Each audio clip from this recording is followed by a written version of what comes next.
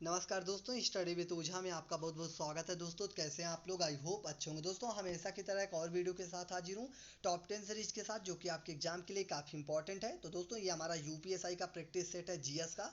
साथ ही साथ अगर आप लोग किसी और सब्जेक्ट का टेस्ट देना चाहते हैं, जैसे कि मूल विधि या फिर पॉलिटी या फिर हिंदी जैसे सब्जेक्ट का, तो आप हमारे प्ले में जाकर आप लोग टेस्ट दे सकते हैं। ठीक है, तो चलते हैं इस टेस्ट को हम शुरू करते हैं और देखते हैं आज का पहला क्वेश्चन क्या है। और वीडियो के लास्ट में आप लोग हमें ये भी बताइएगा कि टॉप 10 क्वेश्चनों में से कितने क्वेश्चन का आप लोग आंसर कर पाए। ठीक है, तो पहला क्वेश्चन है, क्षेत्रीय परिषदों का पदेन अध्यक्ष कौन होता है? ऑप्शन ए है प्रधानमंत्री, ऑप्शन बी है उपराष्ट्रपति, ऑप्शन सी है केंद्रीय गृह मंत्री और ऑप्शन डी है राष्ट्रपति। तो क्वेश्चन नंबर 1 का राइट आंसर बताने के लिए आप लोगों के पास 5 सेकंड का टाइम है, और ज़्यादा टाइम चाहिए तो वीडियो को पॉज कर लेना।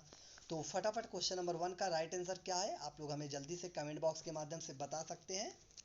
तो चलते हैं क्वेश्चन नंबर 1 का राइट आंसर देखते हैं। इसका राइट आंसर हो जाएगा ऑप्शन नंबर सी, जो कि बिल्कुल करेक्ट है, यानी कि केंद्रीय गृह मंत्री। याद रखना दोस्तों, जो क्षेत्रीय परिषदों का पदेन अध्यक्ष होते हैं वो होते हैं केंद्रीय गृह मंत्री। ठीक है, और क्षेत्रीय परिषदों का गठन जो कि राज्य पुनर्गठन अधिनियम 1956 के तहत किया जाता है, और इससे संबंधित जो कि राज्यों के मुख्यमंत्री इसके उपाध्यक्ष होते हैं। ठीक है, तो याद रखना आपके एग्जाम के पॉइंट ऑफ व्यू से इंपॉर्टेंट है।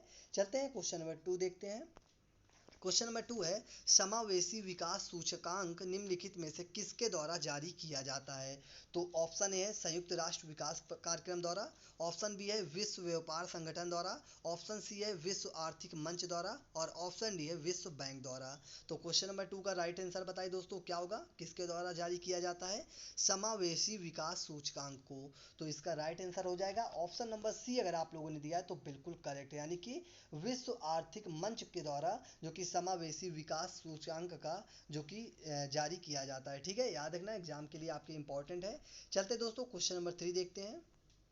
क्वेश्चन नंबर 3 है, राष्ट्रीय खाद्य सुरक्षा अधिनियम किस वर्ष लागू हुआ?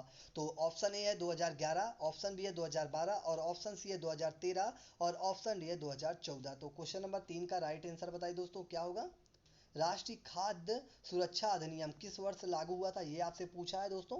तो इस क्वेश्चन का राइट आंसर हो जाएगा ऑप्शन नंबर सी, यानी कि 2013 में जो कि राष्ट्रीय खाद्य सुरक्षा अधिनियम को लागू किया गया था। ठीक है, जिसमें कि व्यक्ति को जो कि चावल, गेहूं और मोटे अनाज को जो कि 3 रुपए, 2 रुपए और 1 रुपए किलो के साथ उपलब्ध कराना, ये इसका जो कि अधिनियम का मेन मतलब था। ठीक है, याद रखना। और इसका लागू कब हुआ था? 2013 में। चलते दोस्तों क्वेश्चन नंबर 4 देखते हैं। क्वेश्चन नंबर 4 है, आधारभूत उद्योग के अंतर्गत निम्नांकित में से कौन शामिल नहीं है? तो ऑप्शन ए है कोयला, ऑप्शन बी है उर्वरक, ऑप्शन सी है ई कॉमर्स और ऑप्शन डी है सीमेंट। तो क्वेश्चन नंबर 4 का राइट आंसर क्या होगा? कौन से इसमें जो कि कौन सा उद्योग है जो कि आधारभूत उद्योग के अंतर्गत निम्नलिखित में से कौन सा शामिल नहीं है, ये आपसे पूछा था दोस्तों। याद रखना कौन सा शामिल नहीं है। तो क्वेश्चन नंबर 4 का राइट आंसर हो जाएगा ऑप्शन नंबर सी। अगर आप लोगों ने दिया है तो बिल्कुल करेक्ट है, यानी कि ई कॉमर्स। दोस्तों याद रखना ई कॉमर्स जो होता है ये आधारभूत उद्योग में शामिल नहीं है।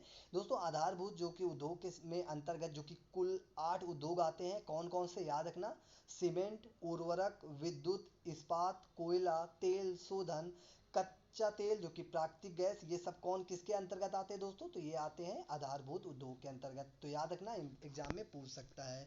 चलते दोस्तों क्वेश्चन नंबर 5 देखते हैं।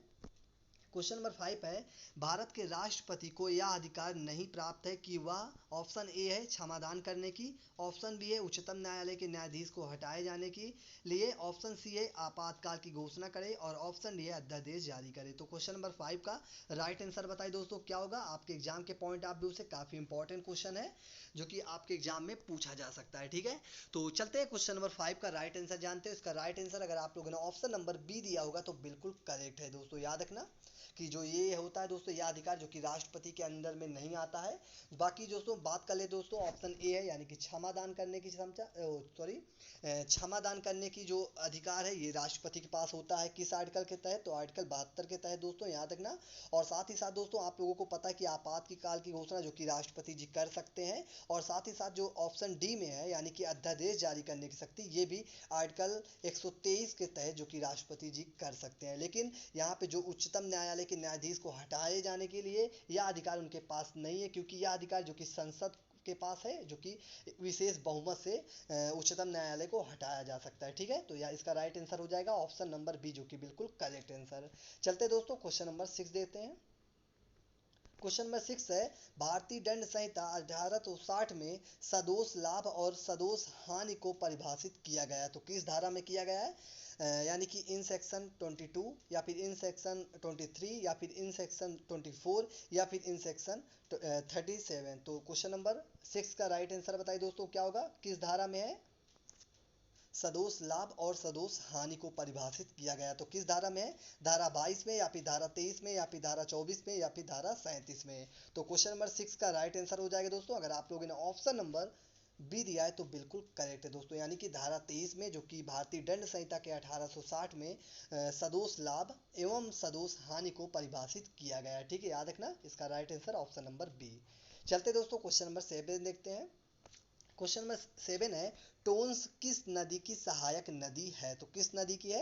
ऑप्शन ए है चंबल या फिर यमुना नदी की या फिर दामोदर नदी की या फिर सोन नदी की। तो क्वेश्चन नंबर 7 का राइट आंसर बताइए दोस्तों क्या होगा, टोन्स जो कि किस नदी की सहायक नदी है, ये आपसे पूछ रखा है।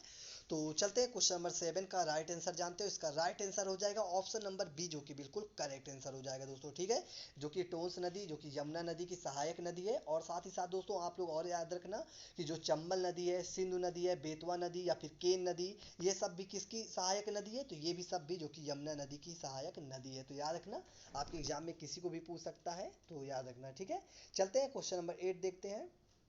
क्वेश्चन नंबर 8 है, दुग्ध धारा जलप्रपात किस नदी पर स्थित है, तो किस नदी पर स्थित है? मांडवी या फिर नर्मदा नदी पे या फिर चंबल नदी पर या फिर शरावती नदी पर। तो क्वेश्चन नंबर 8 का राइट आंसर बताए दोस्तों, जो कि यह जलप्रपात जो कि किस नदी पर स्थित है, ये आपसे पूछा है।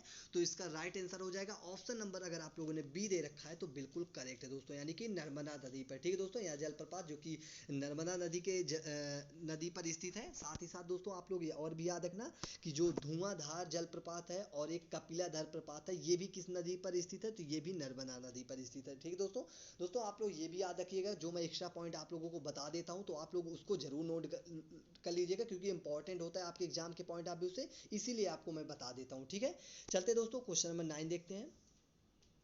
क्वेश्चन नंबर 9 है, निम्नलिखित में से किस लौह अयस्क में लोहे का अंश सर्वाधिक होता है, तो किसमें जो कि लोहे की मात्रा सबसे अधिक होती है, ये आपसे पूछा है। तो फटाफट क्वेश्चन नंबर 9 का राइट आंसर बताइए क्या होगा।